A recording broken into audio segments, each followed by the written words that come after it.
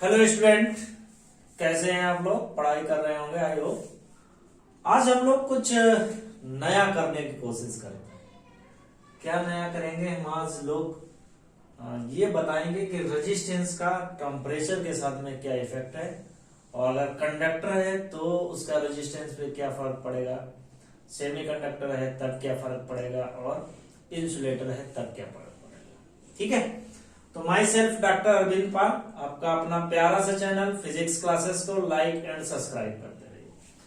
तो टॉपिक है effect of temperature on resistance oblique resistivity. तो रेजिस्टेंस एंड रेजिस्टिविटी पे क्या इफेक्ट है? तो रेजिस्टेंस क्या है, मैंने पहले बताया था प्रीवियस लेक्चर में। Resistance which oppose the flow of charge is known as the resistance, and R is equal to क्या रिलेशन आया था, बी ओवर आई, ये चीज क्या है, ओम्स लॉ। ये आपने रेजिस्टेंस, या हमने पढ़ा था कि R is equal to rho L over A, दोनों फार्मूले आपने पढ़े थे। तो इन्हीं के बेस पे हम कंडक्टर, सेमीकंडक्टर, कोई इंसुलेटर है, as you know, I think आपको पता होना चाहिए कि मटेरियल है वो तीन तरीके के होते हैं: कंडक्टर, सेमीकंडक्टर, इंसुलेटर। इंसुलेटर में इंसुलेटर में क्या होता है, conduction band and balance band एक दूसरे से बहुत दूर होते हैं, तो इसलिए कंडक्टिविटी उसमें कंडक्शन पॉसिबल नहीं होता है, चाहे आप कितनी भी इलेक्ट्रिक फील्ड प्रोवाइड कर दें। तो जैसे आपका वुडन हो गया, रबर हो गया, प्लास्टिक हो गया, ये सब इंसुलेटर है। कंडक्टर में जो बैलेंस बैंड और कंडक्शन बैंड होते हैं वो ओवरलैप होते हैं, तो इसलिए उसमें थोड़ा सा भी अगर आप टेम्परेचर देंगे तो कंडक्शन फ्लो होगा, किसमें infinite number of free electron होते हैं। और सेमीकंडक्टर क्या होते हैं, उनमें conduction band and balance band के जो गैप हो नियर अबाउट 1.1 इलेक्ट्रॉन वोल्ट का होता है, जो नेचुरल सेमीकंडक्टर है। जर्मेनियम, सिलिकॉन, जर्मेनियम में होता है 0.7 इलेक्ट्रॉन वोल्ट का, और सिलिकॉन में होता है 1.1 इलेक्ट्रॉन वोल्ट। तो आई थिंक ये सब बेसिक चीजें हैं, हो सकता है कि इसी चैप्टर में कहीं पे कवर करें, बट यहाँ पे हमारा जो फोकस है वो डिफरेंट है। हमारा फोकस यहाँ पे है कि क्या रिलेशन है रेजिस्टेंस का। तो वी नो दैट, क्या भाई आपको पता है, हमें पता है कि R इज इक्वल टू क्या होता है, rho L over A, where L is equal to क्या, लेंथ ऑफ कंडक्टर।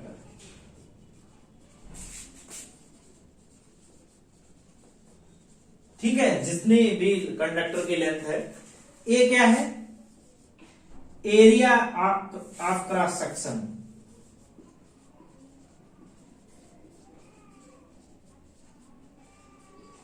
किसकी? Area of cross section of conductor perpendicular to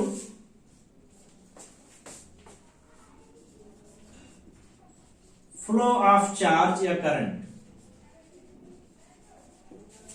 वो डायरेक्शन, वो एरिया ऑफ क्रॉस सेक्शन जो करंट के या चार्ज के फ्लो के परपेंडिकुलर। तो आर इज इक्वल टू क्या होता है, रो। रो क्या होती है, रेजिस्टिविटी।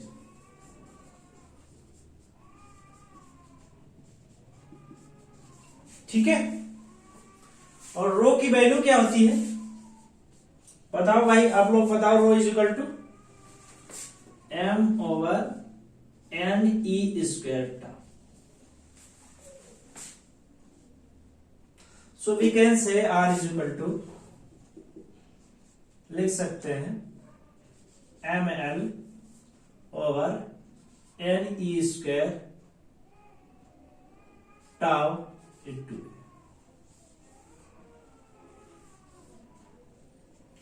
तो बेसिकली जो रेजिस्टेंस में जो रिलेशन प्रीवियस में हमने आइडेंटिफाई किया था वो R is equal to M L, where M is equal to mass of electron. लिख लेते हैं आज, एम इज इक्वल टू क्या है, मास ऑफ इलेक्ट्रॉन, क्योंकि कंडक्टर में इलेक्ट्रॉन ही हो। N is equal to number of charge carrier in per unit volume. Per unit volume में कितने नंबर ऑफ चार्ज कैरियर है, टाउ आपको रेजिस्टिविटी, सब चीजें आई थिंक आपको पता है। ठीक है, तो हम लोग स्टार्ट करें। ठीक है, अब यहां पे मान लेते हैं कि कोई कंडक्टर है, सपोज दैट यहां पे कंडक्टर के केस में चलते हैं। कंडक्टर, हमारे पास कोई कंडक्टर है, एग्जाम्पल आपका जितने भी मेटल है, आपका कॉपर हो गया, एल्यूमिनियम हो गया, आयरन हो गया, are they are metal, they are all conductor. तो कंडक्टर में जनरली होता क्या, नंबर ऑफ फ्री इलेक्ट्रॉन होते हैं। कंडक्टर में क्या होता है, large number of free electron. कितने होते हैं, अप्रोक्सीमेट 10 की पावर 29 पर सेंटीमीटर क्यूब। तो पर सेंटीमीटर क्यूब में इतने नंबर ऑफ फ्री इलेक्ट्रॉन होते हैं। ठीक है, कितने, large number of free electron, और पर सेंटीमीटर क्यूब में कितने होते हैं, 10 की पावर 29 पर सेंटीमीटर क्यूब। तो बहुत लंबा लार्ज नंबर ऑफ इलेक्ट्रॉन हो गए। अब आते हैं इधर। तो अब हमने क्या किया, हमने कंडक्टर को टेम्परेचर दिया। क्या किया, now heat apply to the conductor. हमने क्या किया, कंडक्टर को हीट अप्लाई। तो जैसे कंडक्टर को आप हीट देंगे तो ये क्या करेगा, इसका रेजिस्टेंस बढ़ जाएगा और रेजिस्टिविटी बढ़ जाएगी। आपने कंडक्टर को हीट दिया, इसने क्या किया, रेजिस्टेंस को बढ़ा दिया, आर की वैल्यू क्या हो जाएगी, बढ़ जाएगी। ठीक है, रेजिस्टेंस एंड रेजिस्टिविटी बढ़ जाएगी। रीजन भी क्या होगा, जब आपने टेम्परेचर दिया किसी कंडक्टर को तो वाइब्रेशन ऑफ इलेक्ट्रॉन क्या हो जाएगा, it means vibration of electron increase. Vibration of electron increase हो जाएगा। जब वाइब्रेशन ऑफ इलेक्ट्रॉन इंक्रीज हो जाएगा तो इसका मतलब इलेक्ट्रॉन आपस में कोलिजन भी करेंगे, और उसका कोलिजन क्या हो जाएगा, वो बढ़ जाएगा। कोलिजन बढ़ जाने का मतलब है, कोलिजन इंक्रीज मींस जो रिलैक्सेशन टाइम है वो क्या हो जाएगा, रिलैक्सेशन टाइम डिक्रीज हो गया। और जब रिलैक्सेशन टाइम ये डिक्रीज हो गया तो आर की वैल्यू क्या हो जाएगी, इंक्रीज हो जाएगी। सो आर क्या हो जाएगा, इंक्रीज हो जाएगा। तो फ्लो ऑफ, हमने क्या किया, हमने हीट दी, हीट देने से कंडक्टर का रेजिस्टेंस एंड रेजिस्टिविटी दोनों इंक्रीज होती है। उसका रीजन है कि वाइब्रेशन है, उसमें इंक्रीज हो जाएंगे। वाइब्रेशन इंक्रीज हो जाने का मतलब उसमें कोलिजन, क्योंकि फ्री इलेक्ट्रॉन है, आपस में कोलिजन होगा। कोलिजन क्या हो जाएगा, बढ़ जाएगा। और जब कोलिजन बढ़ जाएगा तो इसका मतलब रिलैक्सेशन टाइम है वो घट जाएगा। और जब रिलैक्सेशन टाइम की वैल्यू कम हो जाएगी तो आर की वैल्यू क्या हो जाएगी, बढ़। तो एक तो ये फिलॉसफी है जिसपे हम काम कर सकते हैं। सेकेंड इसी में दूसरा ले लेते हैं और हम कह सकते हैं हमने हीट दी, हमने किसी कंडक्टर को क्या दी, हीट दी। हीट देने से क्या हो जाएगा, आयनाइजेशन, क्या हो जाएगा, आयनाइजेशन ऑफ इलेक्ट्रॉन इंक्रीज हो जाएगा। आयनाइजेशन ऑफ चार्ज, इलेक्ट्रॉन, जो भी आप लिखना है, आयनाइजेशन ऑफ इलेक्ट्रॉन क्या हो जाएंगे, increase. Ionization of electron increase हो जाने का मतलब है कि नंबर ऑफ फ्री इलेक्ट्रॉन जो है वो इंक्रीज हो जाएंगे। नंबर ऑफ फ्री इलेक्ट्रॉन क्या हो जाएंगे, इंक्रीज हो जाएंगे। जब number of free electron increase हो जाएंगे तो रेजिस्टेंस क्या हो जाएगा, जब number of free electron increase हो जाएंगे तो रेजिस्टेंस क्या हो जाएगा, बढ़ जाएगा। ठीक है, तो क्या हो जाएगा उसका, रेजिस्टेंस और रेजिस्टिविटी इंक्रीज हो जाएगी। जब फ्री इलेक्ट्रॉन बढ़ गए फिर भी रेजिस्टेंस कम हो रहा, उसका रीजन है कि at room temperature in the conductor large number of free electron. तो in conductor at a room temperature large number of free electron, ठीक है। और उसके अगर एन बढ़ जाएंगे टेम्परेचर देने से, फ्री इलेक्ट्रॉन कुछ बढ़ भी गए तो उसका कोई इफेक्ट नहीं आएगा, बट रिलैक्सेशन टाइम क्या हो जाएगा, घट जाएगा, ठीक है। तो जो टेम्परेचर देंगे उतना वो इनसिग्निफिकेंट नहीं है चार्ज कैरियर बढ़ाने के लिए, क्योंकि उसमें n number of free electron पहले से अवेलेबल है। सो टेम्परेचर देने से क्या फाइनली इफेक्ट आता है, टेम्परेचर अगर इंक्रीज करेंगे कंडक्टर के केस में तो रेजिस्टेंस और रेजिस्टिविटी दोनों क्या हो जाएगी, इंक्रीज। फिर से मैं समझा रहा हूं कि कोई कंडक्टर है, उसमें रूम टेम्परेचर पर large number of free electron होते हैं, 10 की पावर 29 पर सेंटीमीटर क्यूब, बहुत ज्यादा हो गए। अब हमने क्या किया, इस कंडक्टर को हीट सप्लाई दी। हीट सप्लाई देने से एक्सपेरिमेंटली इट इज फाउंड कि उसका रेजिस्टेंस और रेजिस्टिविटी क्या हो जाती है, बढ़ जाती है। तो उसमें दो फिलॉसफी है। तो पहला फिलॉसफी जब उसको हम हीट देते हैं तो वाइब्रेशन ऑफ इलेक्ट्रॉन इंक्रीज हो जाते हैं। वाइब्रेशन ऑफ इलेक्ट्रॉन इंक्रीज होने के कारण जो इलेक्ट्रॉन है आपस में ही कोलिजन होते रहता है। उसमें जब कोलिजन बढ़ जाएगा तो रिलैक्सेशन टाइम घट जाएगा, और यहां फार्मूले में भी देखें जब रिलैक्सेशन टाइम घट जाएगा तो रेजिस्टेंस, रिलैक्सेशन टाइम बढ़ जाएगा कि घट जाएगा, रिलैक्सेशन टाइम घट जाएगा। तो जब ये रिलैक्सेशन टाइम घट जाएगा तो ये वैल्यू क्या आ जाएगी, बढ़ जाएगी। इसलिए आर और रो है दोनों बढ़ जाते हैं। अब दूसरी फिलॉसफी है कि जब हम ऐसे कंडक्टर को हीट देते हैं तो आयनाइजेशन ऑफ इलेक्ट्रॉन बढ़ जाता है, तो मतलब नंबर ऑफ फ्री इलेक्ट्रॉन बढ़ जाते हैं। It means n is equal to बढ़ जाते हैं, जिससे रेजिस्टेंस और रेजिस्टिविटी बढ़ जाती है। देखो नंबर ऑफ फ्री इलेक्ट्रॉन बढ़ रहे हैं, फिर भी क्या हो रहा है, कम हो जाना चाहिए था, बट क्या हो रहा है, बढ़ रहा। उसका रीजन है कि at room temperature large number of free electron are available, और जब हम टेम्परेचर देते हैं तो 2-4 अगर बढ़ गए दे आर इनसिग्निफिकेंट, उनका कोई मतलब नहीं है, ठीक है। इसलिए उसका रेजिस्टेंस और रेजिस्टिविटी दोनों बढ़ जाती है, ठीक है।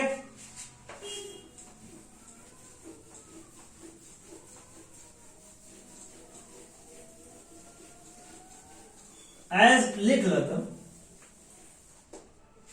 नोट करके लिख लो, in conductor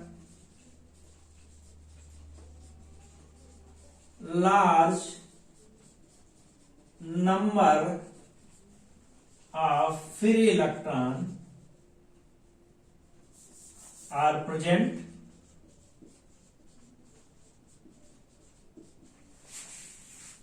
as we increase temperature, as we increase temperature क्या हो जाता है, n is increase which are insignificant, तो क्या है वो इनसिग्निफिकेंट है कंपेयर टू कोलिजन।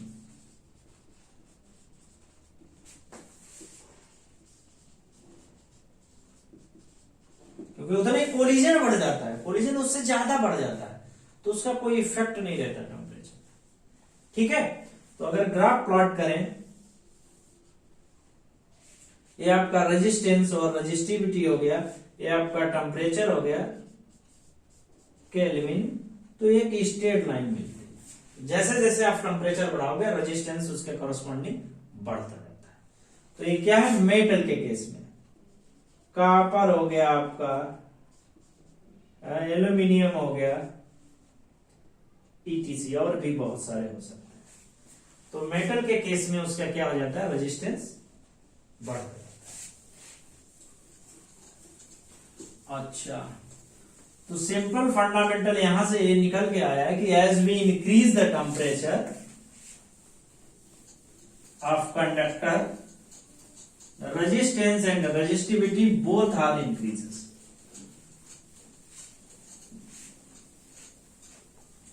अब आते हैं सेमीकंडक्टर के केस में.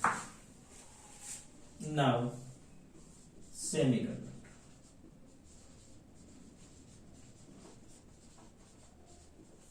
सेमीकंडक्टर के केस में क्या होता है, टेम्परेचर इंक्रीज करेंगे, टेम्परेचर इंक्रीज करेंगे तो क्या इफेक्ट आता है, resistance and resistivity both are decreases.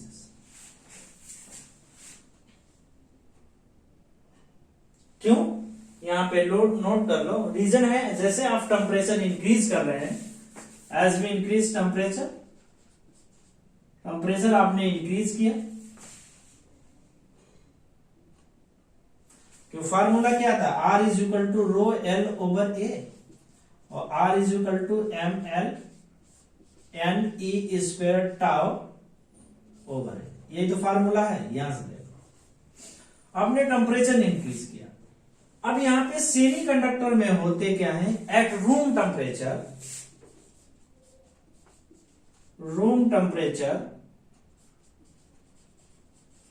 very less number of free electron are available at room temperature, very less, almost zero, very less number of free electron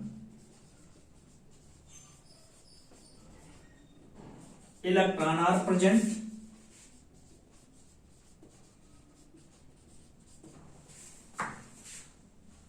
As we increase the temperature, number of free electron are increases. As increase the temperature, number of free electron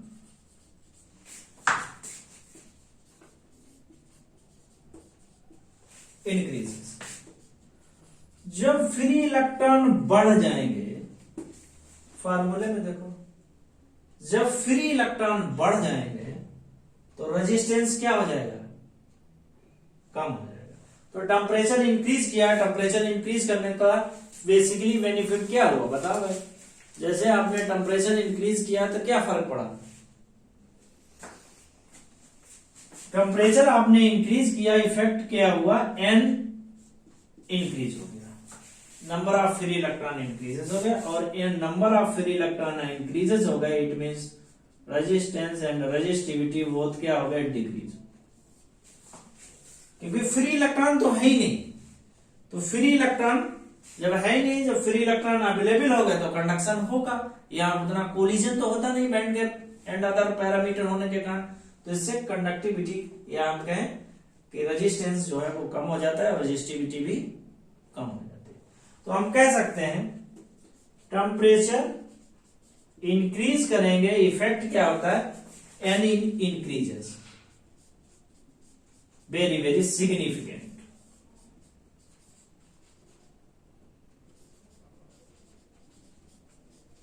और N increase होने के कारण उसका जो है वो resistance decrease हो जाता है. ठीक है, तो सेमीकंडक्टर जनरली नेचर ने दो प्रोवाइड करे, एक सिलिकॉन, दूसरा जर्मेनियम. तो शॉर्ट फॉर्म में लिख देते हैं, एक तो होता है जर्मेनियम और दूसरा है सिलिकॉन. दो सेमीकंडक्टर हैं नेचर ने प्रोवाइड करे. ठीक है, तो अगर हम इनका ग्राफ प्लॉट करें, रेजिस्टेंस और रेजिस्टिविटी और वर्सेस टेम्परेचर, केल्विन में हो सकता है या डिग्री सेंटीग्रेड में, दोनों में, तो क्या इफेक्ट आता है, जैसे टेम्परेचर इंक्रीज करोगे, जैसे जैसे टेम्परेचर आप इंक्रीज करोगे, इनका रेजिस्टेंस क्या हो जाएगा, डिक्रीज होता जाएगा. इनिशियल में रूम टेम्परेचर पे ज्यादा है, जैसे क्योंकि फ्री इलेक्ट्रॉन अवेलेबल ही नहीं, फ्री इलेक्ट्रॉन अवेलेबल होना स्टार्ट हो जाएंगे तो फिर क्या हो जाएगा, ये कंडक्शन हो जाएगा और रेजिस्टेंस ऑटोमेटिक डिक्रीज हो. ठीक है, तो ये सेमीकंडक्टर के केस में हो गया.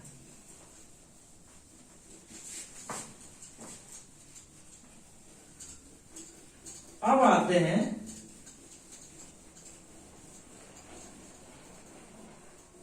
या तो कहें इंसुलेटर या हम कहें एलॉय के केस में। थर्ड है एलॉय। अब आप एलॉय जानते ही नहीं होंगे, ठीक है।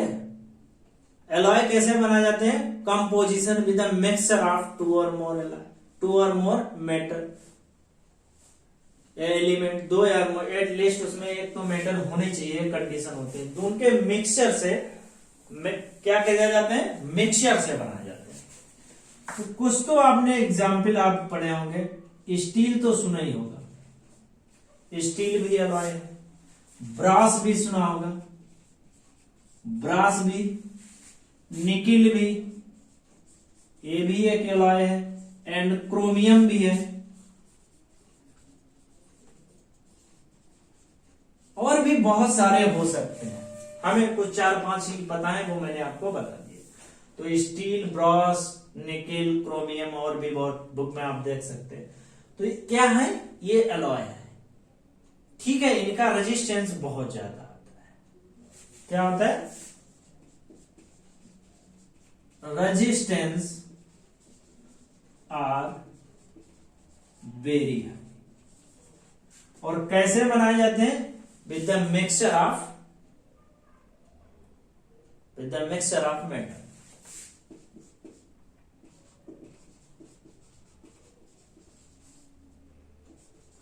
टू और मोर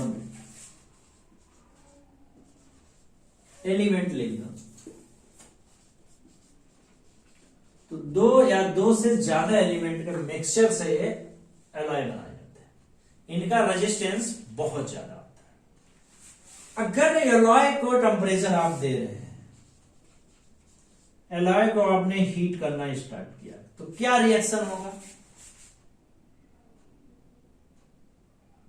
क्या फर्क पड़ेगा इसमें? क्योंकि बहुत ज्यादा रेजिस्टेंस होता है, तो फर्क यह पड़ता है R and rho are not affected, ठीक है। टेम्परेचर आप कितना भी दे दो उन्हें, इनका रेजिस्टेंस और रेजिस्टिविटी कोई भी चेंज नहीं होगी। और लिख सकते हैं वेरी लेस अफेक्टेड, या हम कहें कि उनका रेजिस्टेंस और रेजिस्टिविटी है बहुत कम चेंज होगा, या हम कहें कि उन पे कोई इफेक्ट नहीं पड़ेगा, ठीक है। तो अगर हम ग्राफ प्लॉट करें आर और रो में टेम्परेचर और एक केल्विन, आपने टेम्परेचर दे रहे हैं, इनको कोई मतलब ही नहीं है, इनका माई बाप, इनका बहुत तो ज्यादा पहले से रेजिस्टेंस है, तो इनको कोई फर्क नहीं पड़ रहा, ठीक है। जनरली इनका यूज कहां किया जाता है? टेम्परेचर मेजर करने के लिए, हाई टेम्परेचर मेजर करने के लिए, 2000 डिग्री सेंटीग्रेड, 3000 सेंटीग्रेड, ठीक है। तो क्या चीज हमें समझ में आई? हमें समझ में आई कि कंडक्टर के साथ में अगर टेम्परेचर देंगे तो उसका रेजिस्टेंस बढ़ जाएगा। सेमीकंडक्टर के केस में अगर हम टेम्परेचर देंगे तो उसका रेजिस्टेंस कम हो जाएगा, और एलॉय के केस में अगर टेम्परेचर देंगे तो उसमें कोई इफेक्ट नहीं पड़ेगा, ठीक। इसीलिए जितनी भी डिवाइस है, वो आपके चाहे TV, refrigerator and other thing, क्या यूज करते हैं? हम सेमी कंडक्टर के यूज करते हैं, क्योंकि डिवाइस के जो कंपोनेंट हैं वो वर्किंग में होंगे, और वर्किंग में होंगे तो उनमें हीटिंग भी होगी। और अगर वहां पे प्योर मेटल हम यूज कर रहे हैं, तो मेटल में जैसे ही हीट होगी उसका रेजिस्टेंस बढ़ जाएगा, कंडक्टिविटी कम हो जाएगी, और फिर क्या हो जाएगी? टीवी हमारी या रेफ्रिजरेटर है बंद हो जाएगा। जबकि सेमीकंडक्टर के केस में जैसे टेम्परेचर हीटिंग होगी तो उनका कंडक्टिविटी बढ़ जाएगी, उनका परफॉर्मेंस अप टू इंक्रीज होगा, अप टू सर्टेन लिमिट। अब ऐसा नहीं है कि उसको बहुत ज्यादा टेम्परेचर दे दिया जाए, ठीक है। हर एक चीज की अपनी लिमिट है। तो इसीलिए जितने भी डिवाइस एप्लीकेशन में है, हम किसका यूज करते हैं? सेमीकंडक्टर का यूज करते हैं, मेटल का यूज नहीं करते हैं, कंडक्टर का यूज नहीं करते हैं। रीजन बीइंग यही है कि उसमें टेम्परेचर देंगे तो उसका रेजिस्टेंस बढ़ जाए, ठीक है। यहां तक चीजें समझ में आ जानी चाहिए। अब आते हैं कि टेम्परेचर कोएफिशिएंट क्या होता है। Temperature coefficient of resistance,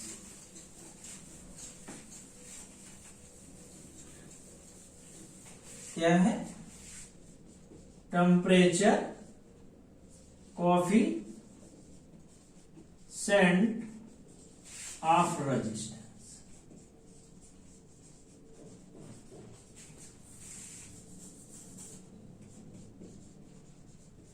temperature coefficient of resistance, ठीक है। मान लिया, लेट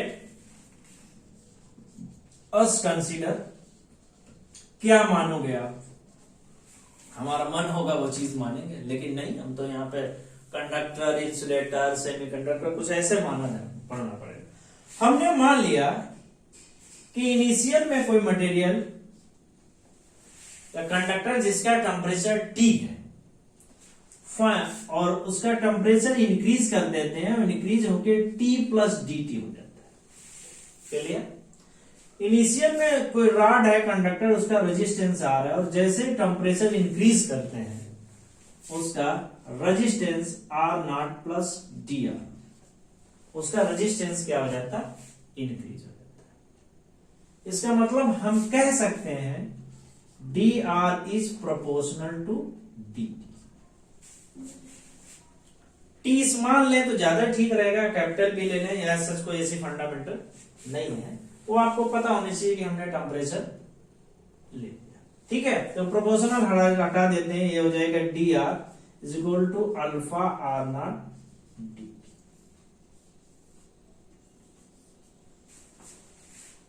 ठीक है, तो हमने मान लिया कोई ये कंडक्टर था जिसकी केवल टेम्परेचर T है, कंडक्टर,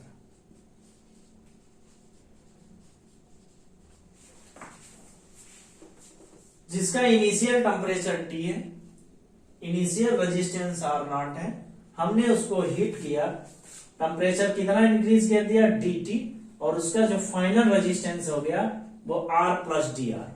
तो we can say dr is proportional to dt और dr is alpha R2, where alpha is equal to constant, proportional ले लिया, ठीक है, कांस्टेंट।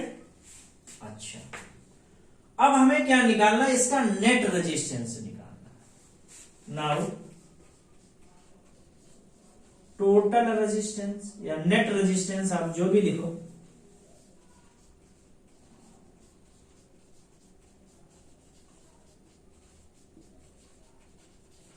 हमने मान लिया इनिशियल में R0 है और फाइनल में कितना लिख दें? RF लिख दो, जो भी आपको समझ में आए वो लिख सकते हैं। RF dr is equal to temperature कितना हो जाएगा इनिशियल में, कहां से? T0 से Ti इनिशियल, और फाइनल टेम्परेचर कितना हो गया? Tf। वैल्यू पुट कर दो अल्फा R0, ठीक है। तो ये कितना हो जाएगा? ये हो जाएगा RF minus R0 is equal to, इसमें क्या क्या कॉमन ले सकते हैं? अल्फा कॉमन ले सकते हैं, R0 कॉमन ले सकते हैं, कि दोनों कांस्टेंट रहेगा। तो ये कितना हो जाएगा? ये हो जाएगा TF माइनस Ti।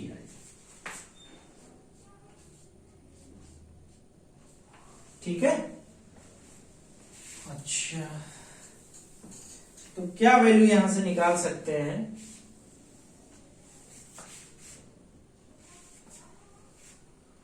बताओ भाई, क्या यहां से निकाल सकते हैं? इतनी वैल्यू समझ में आ गई? RF माइनस R0 अल्फा, तो अल्फा की वैल्यू यहां से निकाल सकते हैं। अल्फा इज इक्वल टू हम निकाल सकते हैं, alpha is equal to RF minus R0 upon R0 TF minus TI। F means final, I means initial. तो जहां पे RF है इसका मतलब फाइनल टेम्परेचर, और जहां पे और टी आई है, उसका मतलब जो है वो इनिशियल टेम्परेचर। तो इन सब चीजों को हम सब, तो अल्फा की वैल्यू क्या हो जाएगी, R F minus R I S something.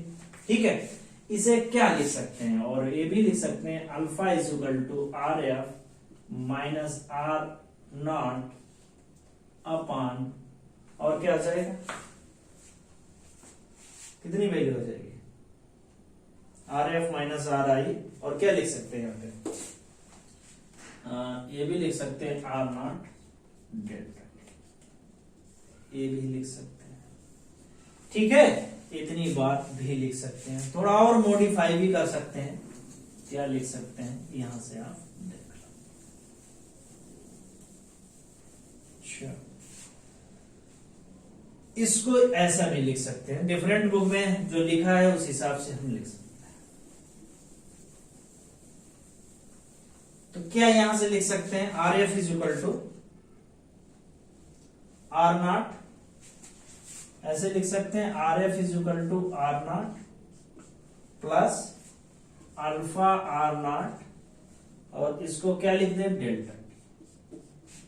तो R F is equal to R not, यहां से कॉमन ले लें, 1 प्लस अल्फा डेल्टा, ये भी लिख सकते हैं।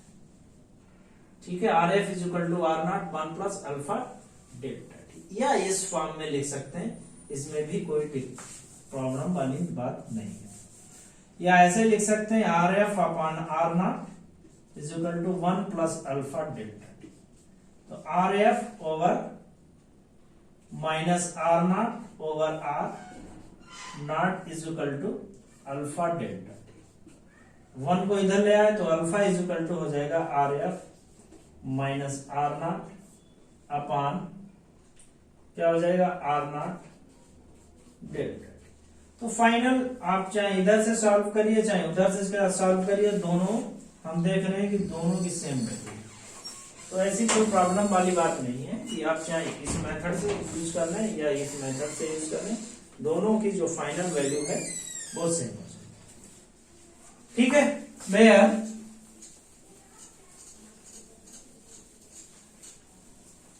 अल्फा इज इक्वल टू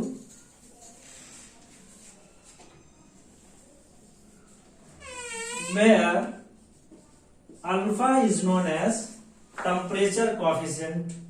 ठीक है, temperature coefficient of resistance। temperature coefficient of resistance, the value of alpha is positive for conductor and alpha is negative for semiconductor।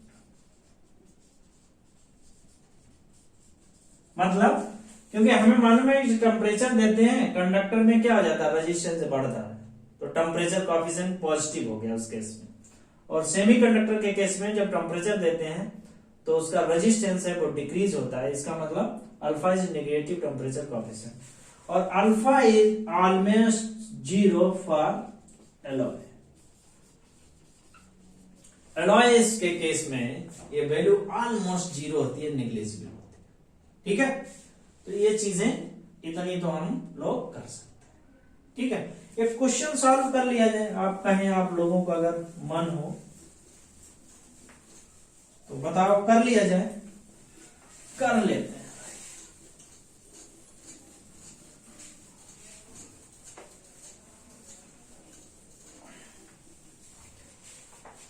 Question है, एक conductor has resistance 3.15 ohm at 20 degree centigrade. 20 degree centigrade पे उसका कितना, इतना है। And at temperature कितना, temperature कितना ले लें, 100 degree centigrade. At temperature T is equal to कितना 100 degree centigrade at temperature the resistance is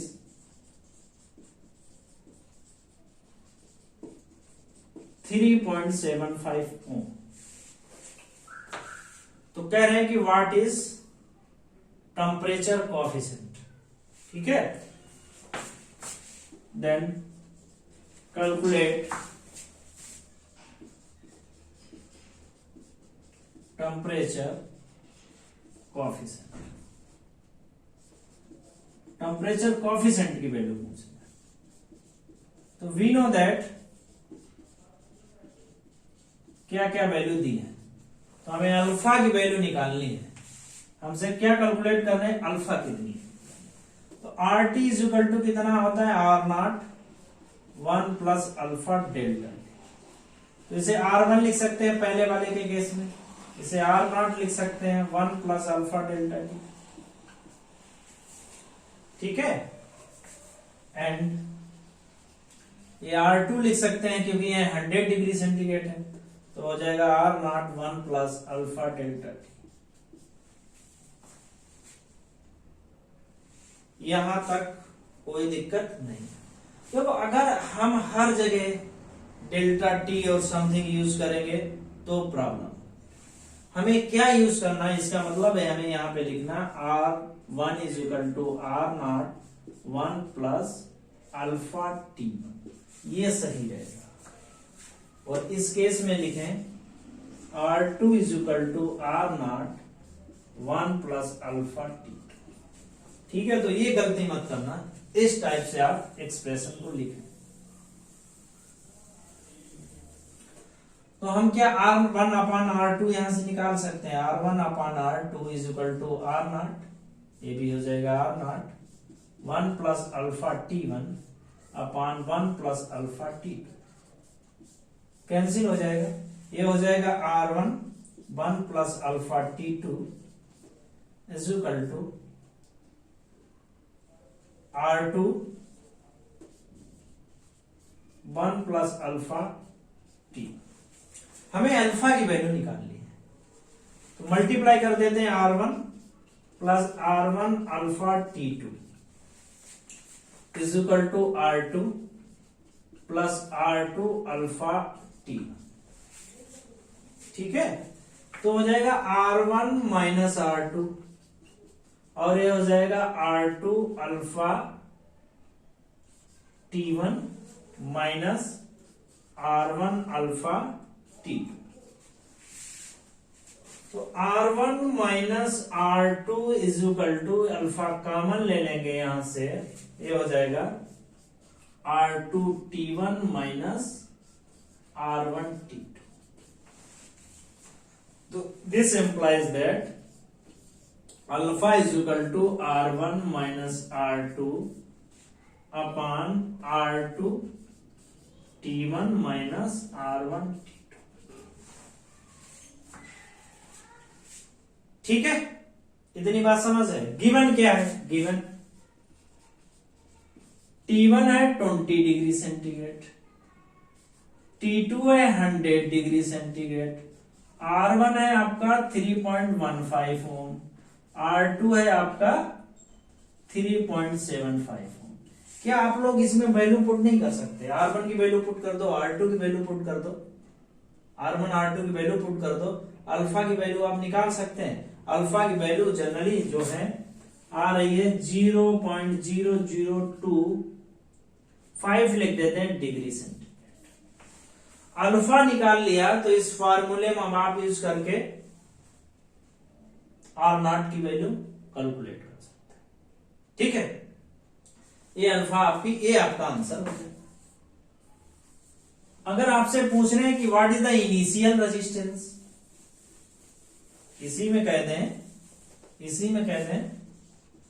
कि what is initial resistance, initial resistance कितना है, तो आप ये कोई फार्मूला लगा दीजिए, R1 is equal to R naught 1 plus alpha T1। R1 की वैल्यू आप पुट कर दो, ये 3.15, ये आपका R नॉट 1 प्लस अल्फा की वैल्यू आपने 0.0025 इंटू T1 आप 20, तो यहां से R naught is equal to हो जाएगा आपका 3.15 ओवर 1 प्लस 0.0025 इंटू 20, और इसको सॉल्व करेंगे अप्रोक्सीमेट ये 3 ओम आ जाता है। तो इतनी वैल्यू आपके पास आ जाएगी। आज लेक्चर को यहीं फिनिश करते हैं, ठीक है। अब क्योंकि प्रैक्टिस की बहुत रिक्वायरमेंट है, आप लोग प्रैक्टिस करिए। जो भी प्रॉब्लम है आप मुझे कमेंट्स कर सकते हैं। चैनल को लाइक एंड सब्सक्राइब करते रहिए। Thank you so much.